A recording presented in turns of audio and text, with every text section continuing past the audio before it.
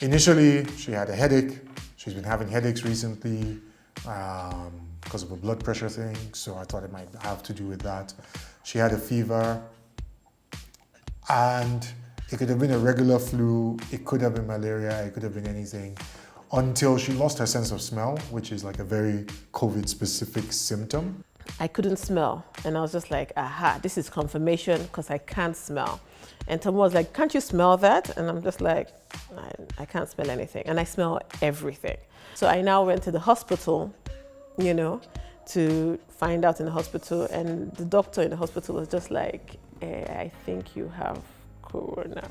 And she was not trying to, she was just moving in her little corner like, you have to get tested. So it wasn't super surprising when he came back as COVID positive. I was surprised that I came back as positive because I had no symptoms, although we've been sleeping in the same bed, sleeping in the same house, so I guess it shouldn't have been that surprising. We worked together in different capacities, at least 6 years each, under different circumstances.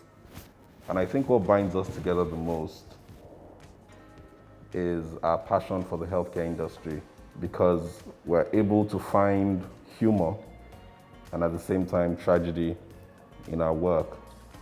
And those are the strongest bonds that we have. I mean, before the test, I guess there was a certain form of denial, like she said, so we didn't think it was COVID. Just had to know that you won't die. You know, you had people that you had to stay behind for. The three of us went to the laboratory in Yaba at the same time. We got sampled at the same time, and We got our results at the same we got our results at the same time. I mean, that was just it. And all the results came positive at the same time. In other words, Soji gave it to all of us. No way. At least that's my theory, because he had it first. But just joking. We were being monitored by several physicians, specialists, professors.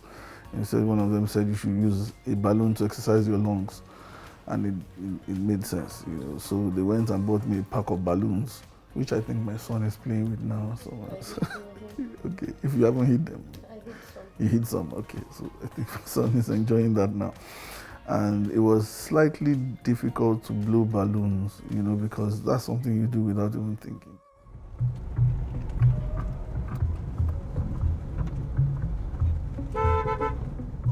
My name is Taiwo. So I've been driving for just like a year now.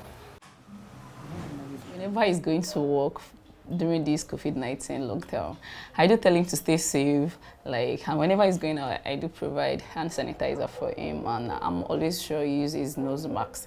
And I always tell him, just stay safe with your passengers. COVID-19 is real. COVID-19 is real. Just be safe outside there. Be safe with all those ways. Just be safe. Stay safe. I won't say more than that. And drive carefully. The first night, I had a really bad fever. And I've been ill, and I've had fevers before, but I haven't had like a fever that bad in a while. So I was hot, I was boiling, and it was the kind of fever if the hospitals, if the situation wasn't the same, would have gone to the hospital straight away. But we also knew that you can't go to the hospital at this time of the night, you know, with all the things happening with COVID, they probably won't let you in.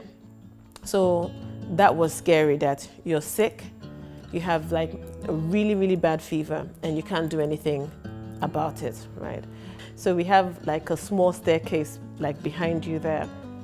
And if I came down the staircase, I would like lie down here for like an hour or two, then prepare myself to go back up. Then when I go up, I would lie down again to recover for like another hour. So it was just kind of like there was no petrol in the tank, right? So the car, you just put like, I don't know, 200 Naira petrol, and then it takes you so far, then you put like, you know, 100 Naira. That's kind of how it was. And then after a while, it just seemed as if I had a little bit more petrol in my tank. And then you try to take a deep breath, and at the end of the deep breath, you're forced to cough, and there's some pain, and you're like, okay. And I remember the day that was happening to me, And then I called Lamide, or he called me, I can't remember who called who. And Lamide was like, in the fear, man. And I was like, oh yeah. So it felt good that we were both afraid together because he was scared. And I'm like, oh yeah, you feel it too, right?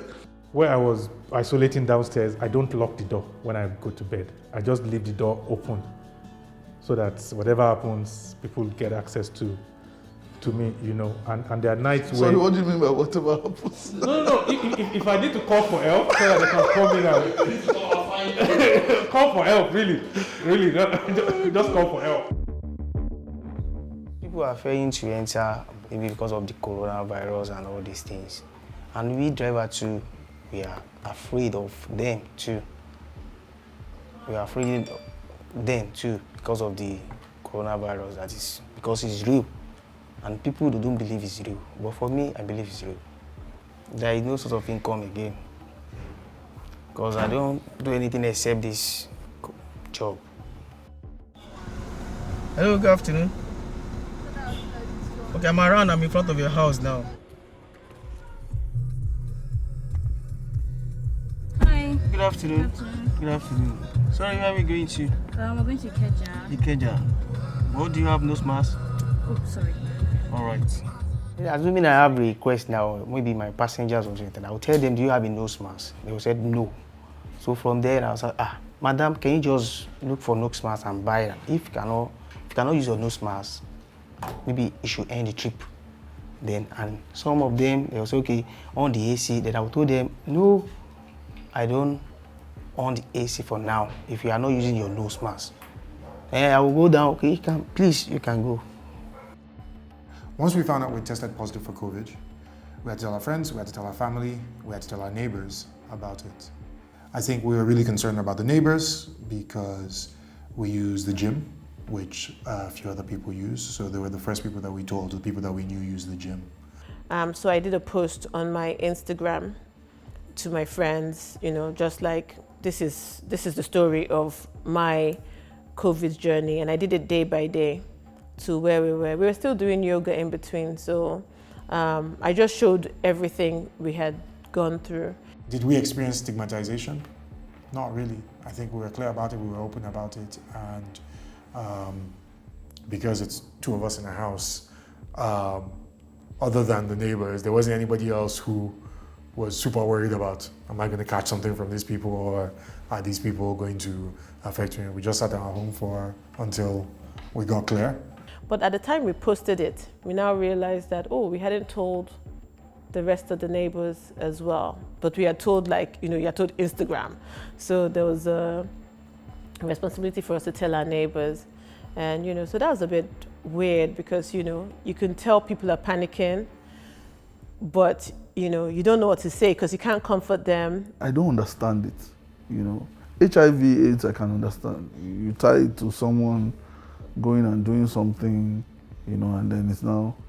But this is a flu on steroids, right? That's what COVID is, essentially a respiratory infection that is on steroids, right? It's aggressive. Would you stigmatize someone for having a cold or having the flu? You do understand, or traveling to Brazil or one of the. I actually think it's quite ignorant. Yeah, I think so. I think people just don't understand. Not people, all of us. We don't understand. It's a new virus. We don't understand what it's supposed to be like. So I remember telling someone, and they were like, "So are you gonna keep on doing your yoga classes, or your sharing your yoga practice?" And I was like, "Yes." Now they're like, "How are you gonna do that?" And I'm like, "It's online now. You're not gonna catch it through the phone." We weren't going out anyway, so we were just at home. But I kind of felt like, oh yes, I kind of felt like we were like the Corona couple, and and we weren't allowed anywhere.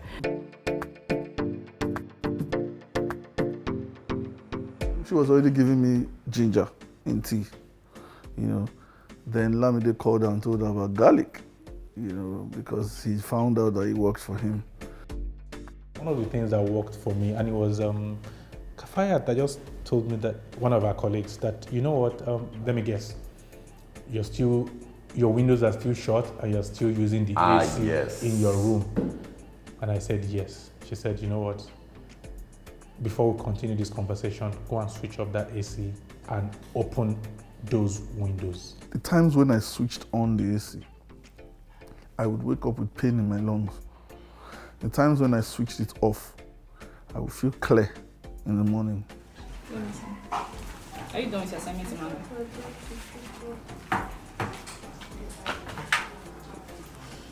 But I just asked a question, I didn't answer. During this COVID-19 pandemic years, I really learned a lot of things about life. Like, we just have to be grateful to God, really appreciate what we have, and I learned how to manage things. So I talk to my children to be safe, know how to cater for people's health, and a lot of things like that. And we are happy because we have a happy family. Before the quarantine, before COVID-19, we used to practice yoga with a yoga teacher who used to come here and, teach us. And as soon as the laws came into play, she couldn't come and teach us anymore because, we didn't know what was happening and everybody's social distancing. And we loved yoga so much, I love yoga so much, that I just started practicing what I knew by myself. And before you knew it, somebody else said they would like to join us because I posted it on Instagram, and then somebody else and somebody else. We're not, certified yoga teachers, we just love yoga. And now we're sharing our practice with people around the world. We're global, man. Global! So that's a new skill. That's a new skill, like leading a group of people to doing the same thing that you're doing through the phone, because you have to say what it is you're going to do. And it's simple, but it's not, because you have to say, okay, next you're going to raise your left hand up, and all these things you're describing, you have to do it whilst you're doing it. So that was,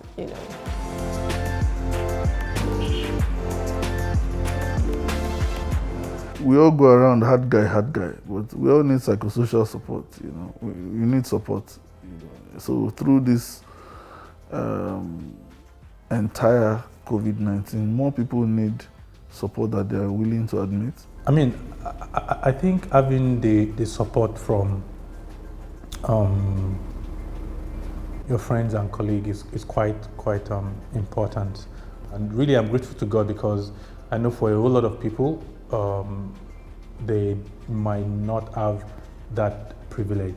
I've just gotten to appreciate my space a lot more, and just appreciate us, right? Because we're very busy and we go out in the day, come out at night, hang out, go to sleep, but they're in a house, continuously by ourselves for like 2-3 months. And it's just been like 3-4 months. Yeah, so it's just been like, oh, okay, I really like this person. I can have them around day in, day out. I've learned that. So that's been good. The economy has closed down, clients have stopped doing business, businesses have, So even people who never got COVID, but their lives, they've just lost a lot. So I've learned that psychosocial support, we have to find a way to get it to the right people so that we have a healthy economy. But by far, family is family. I think that's what I learned.